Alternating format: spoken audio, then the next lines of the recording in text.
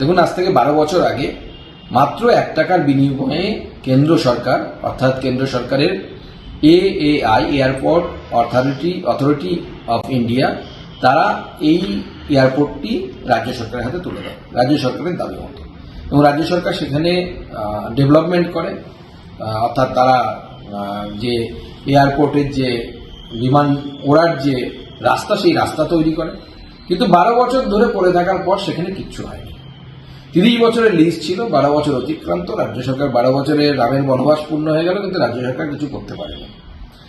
তাই আজকে আমি মাননীয় মন্ত্রীর সাথে দেখা করে তার কাছে দাবি জানিয়েছি যে মাননীয় মন্ত্রী অর্থাৎ শ্রী রামমোহন নাইডু যেন রাজ্য সরকারকে চিঠি দিয়ে এই এয়ারপোর্ট নিয়ে রাজ্য সরকারের প্ল্যান কি এটা জানতে চাই, এবং রাজ্য সরকার যদি অপারগ হয়, অপদার্থ হয়, অর্থাৎ না পারে করতে, তার অসফল হয়, তাহলে পরে এই এয়ারপোর্ট, এই জমি এয়ারপোর্ট অথরিটি অফ ইন্ডিয়ার হাতে ফেরত দেওয়ার জন্য। রাজ্য সরকার ফেরত দিলে পরে আমরা সেখানে প্লেন চালু করব, আমরা বিমান ওরা শুরু করতে পারবো।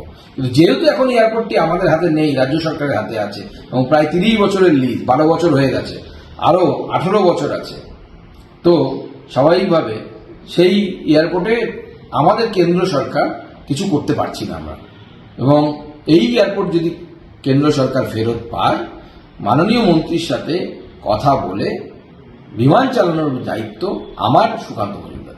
আরো ভালো ভালো খবর দেখতে সাবস্ক্রাইব করুন বাংলা হান্টের ইউটিউব চ্যানেল।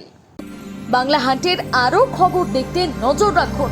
বাংলা খবর মানেই বাংলা হান্ট।